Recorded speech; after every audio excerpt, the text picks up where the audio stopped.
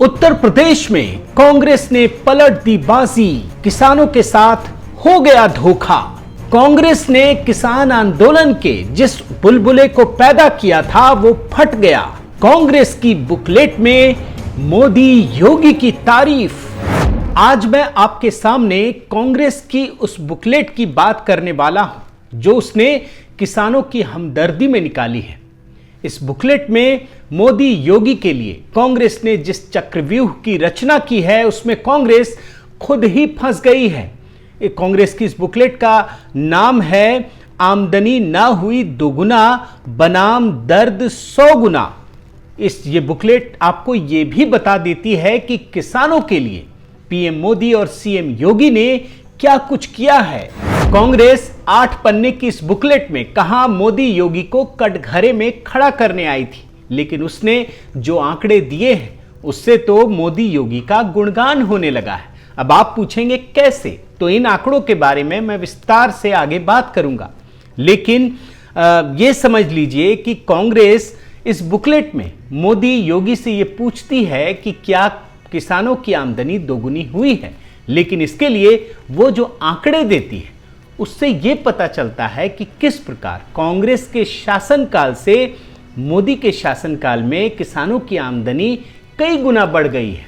और मतलब इन बातचीत के दरमियान मैं दौसा का भी जिक्र करना चाहूंगा। राहुल गांधी ये वादा करके आए थे कि 10 दिनों के भीतर सभी किसानों के कर्ज माफ कर दिए जाएंगे, लेकिन कल यहां पर किसानों की जमीन नीलामी की जा रही थी। पहले ये वीडियो देख लीजिए। 10 दिन गिनना और 10 दिन के अंदर गारंटी करके कह रहा हूं यहां पे आपका कर्जा माफ हो जाएगा। अलवर के किसानों की जमीन नीलामी होगी और आज 11 किसानों की जमीन की नीलामी होगी। सिर्फ ये दौसा तक सीमित नहीं है, बल्कि अब एसडीएम ने कुर्की का इश्तेहार जो जारी किया है वो अलवर जिले को लेकर।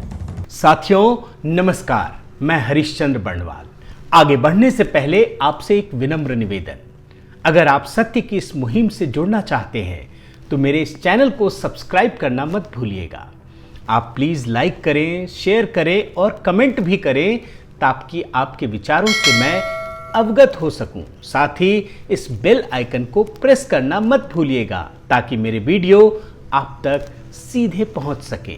साथियों, क्या आपको पता है कि इस देश में समुद्र तटीय 2 राज्यों बंगाल और आंध्र प्रदेश को छोड़कर किस राज्य के किसान सबसे ज्यादा मछली उत्पादन करते हैं? आपको इसका जवाब उत्तर प्रदेश में मिलेगा। क्या आपको यह भी पता है कि इस देश में किस राज्य के किसान सबसे ज्यादा दूध उत्पादन करते हैं? इसका भी जवाब आपको उत्तर प्रदेश में मिलेगा। यह सब मोदी योगी के डबल इंजन की सरकार की वजह से कुछ ही वर्षों में संभव हो पाया है।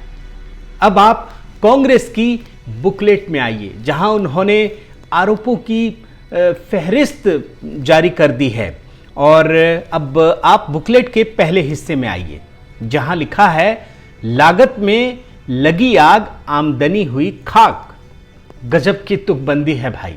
लेकिन इसमें जो आंकड़े कांग्रेस ने दिए हैं वो राष्ट्रीय सांख्यिकी कार्यालय एनएसओ के 77वें सर्वेक्षण के हैं। अब उन्होंने आरोप क्या लगाया है ये भी आप देख लीजिए। इस पर कांग्रेस ने सवाल खड़ा किया है कि फसल उत्पादन पर हर महीने खर्च 2,959 रुपये और फसल उत्पादन से प्रति माह 6,960 रुपये मिलता है, यानी किसानों की आमदनी कम हुई है।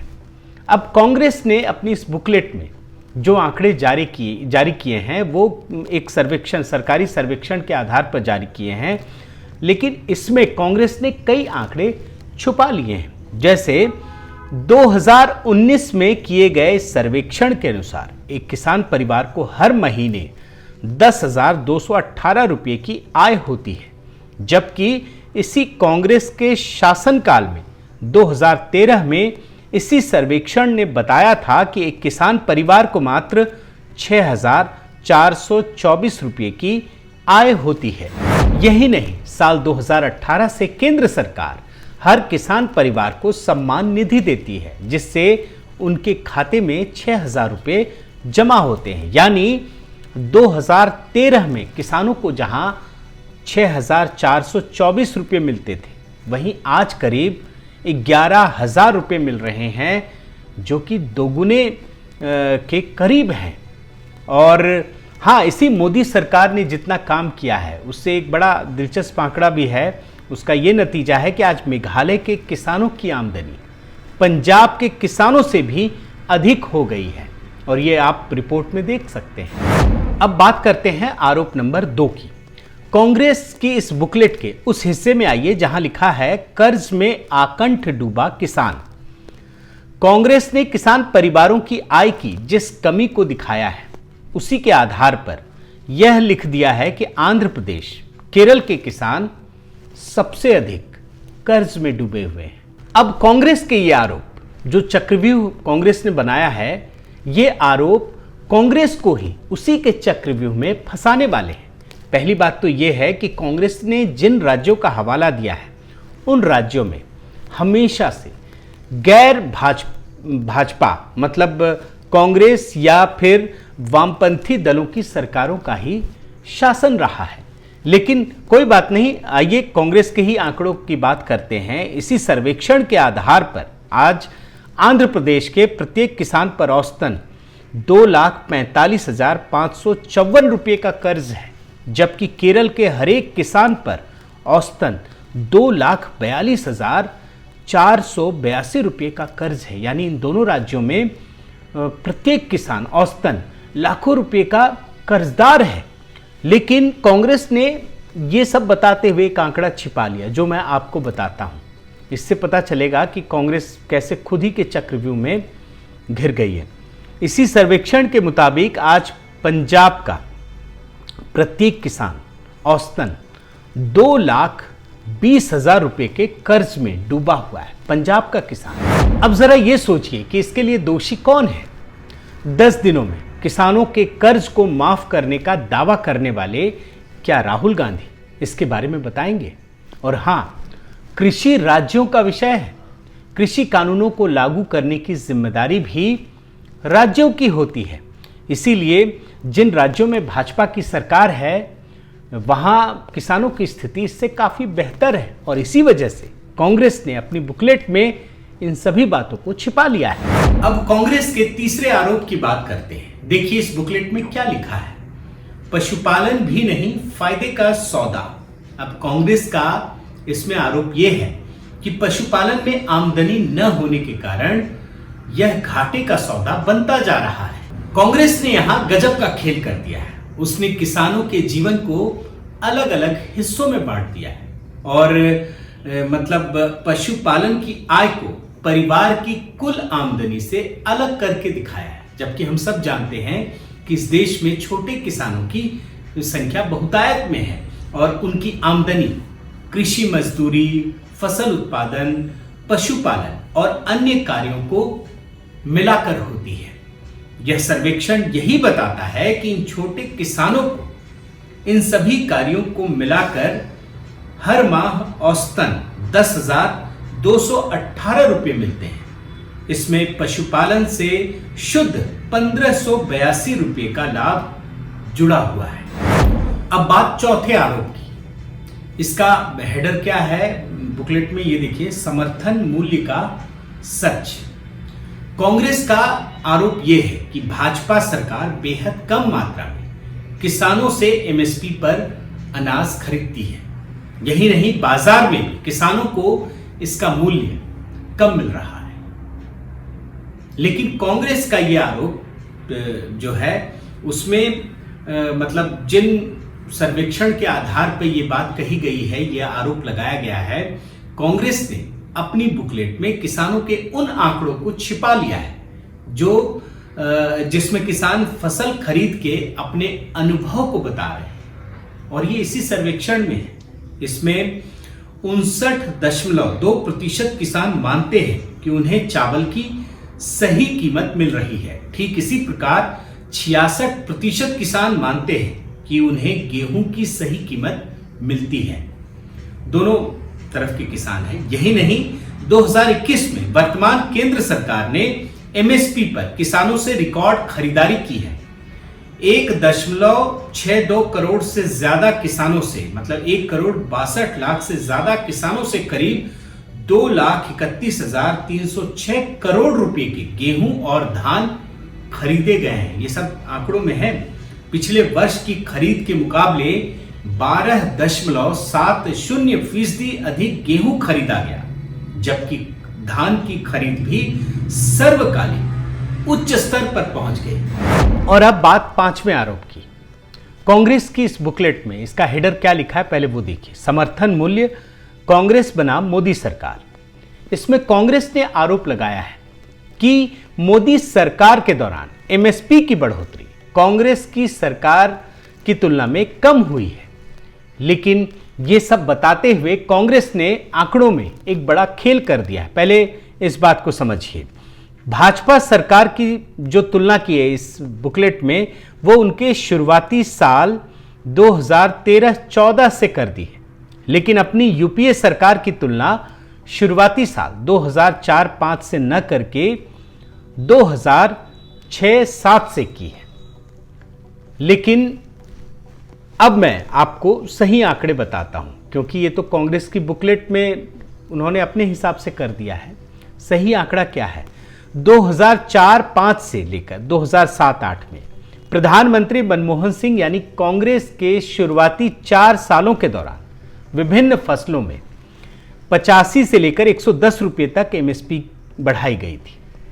अब आप मोदी सरकार की बात कीजिए। इनके 2014 से 2018 में, यानी मोदी सरकार के शुरुआती 4 सालों के दौरान 115 रुपये से लेकर 350 रुपये तक एमएसपी बढ़ाई गई।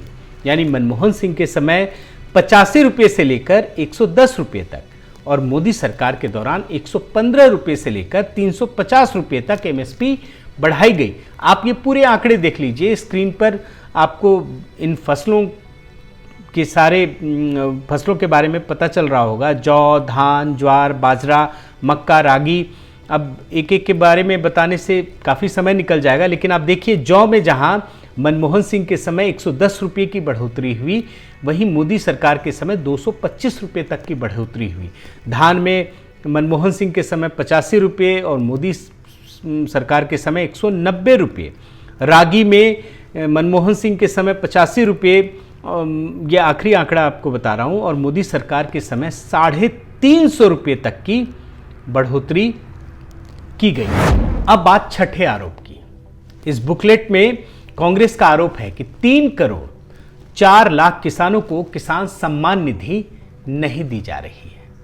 लेकिन कांग्रेस जब ये आरोप लगाती है तो इन्हीं आंकड़ों में मोदी सरकार की प्रशंसा है, गुणगान है। अब आप कहेंगे क्यों? क्योंकि कांग्रेस ने 2004 और 2009 में अपने मैनिफेस्टो में ये घोषणा की थी कि किसानों को कैश दिए जाएंगे, उन्हें पैसे दिए जाएंगे, ट्रांसफ़र किए जाएंगे। लेकिन 10 सालों में कांग्रेस तो ऐसा कर नहीं पाई, और प्रधानमंत्री मोदी ने पहली बार इस देश के इतिहास में ऐसा कर दिखाया। अब कांग्रेस ने अपनी बुकलेट में, आप देखिए, ये बात छिपा ली है कि करीब 12 करोड़ किसानों को सीधे उनके अकाउंट में सम्मान निधि दी जा रही है, जो कि कांग्रेस अपने शासनकाल में नहीं कर पाई। अब कांग्रेस के आरोप पर आइए। दरअसल जिन किसानों को ये पैसा नहीं मिल रहा है, ये भी जान लीजिए, दरअसल वे इसकी पात्रता में नहीं आते। अब बात करते हैं 7वें आरोप की। कांग्रेस ने यह आरोप लगाया है कि खाद की कीमतों में अनाप शनाप बढ़ोतरी की गई है। डीएपी खाद किसानों को ब्लैक मार्केट में, यह आरोप है कांग्रेस का, कि 2200 रुपये प्रति बैग तक खरीदना पड़ा है। लेकिन इसकी सच्चाई क्या है ये भी देख लीजिए। सच्चाई ये है कि मोदी सरकार ने डीएपी खाद पर 140% की सब्सिडी दी है, जो इतिहास में सबसे अधिक है। इससे आज किसानों को डीएपी खाद 1200 रुपये में मिल रही है। अब बात 8वें आरोप की। कांग्रेस का आरोप यह है कि सरकार ने यूरिया खाद की 50 किलो के कट्टे से 5 किलो खाद की चोरी कर ली। यानी कांग्रेस ये आरोप लगा रही है कि अब एक कट्टे में 50 की जगह 45 किलो खाद दे रही है। लेकिन सच्चाई क्या है ये भी देख लीजिए। सच्चाई ये है कि रासायनिक खादों के बहुतायत में हो रहे प्रयोग को रोकने के लिए कृषि विभाग ने खाद के भार को घटा दिया है। लेकिन सिर्फ खाद के भार को ही नहीं घटाया, बल्कि कीमतों में भी कमी की गई है। अब आप ये कीमत भी देख लीजिए, 50 किलो के बैग का मूल्य 326 रुपये 50 पैसे था, लेकिन 45 किलोग्राम के बोरे की कीमत आज 242 रुपये है। कुल मिलाकर देखें तो देश के अन्नदाताओं को लेकर इस बुकलेट में कांग्रेस ने किसानों को सब्सिडी और कर्ज के चश्मे से ही देखने का काम किया है। पहले मतलब कांग्रेसी राज में किसान कल्याण का मतलब क्या होता था? कर्ज माफी और सब्सिडी बढ़ोतरी, जिससे किसान हमेशा राजनीतिक दलों के सियासी मकड़ जाल में उलझा रहे। लेकिन मोदी योगी की सरकार ने देश के अन्नदाताओं को, किसानों को इसी मकड़ जाल से मुक्त करने का बीड़ा उठाया है और कांग्रेस इसी बात का विरोध कर रही है। बहुत बहुत धन्यवाद।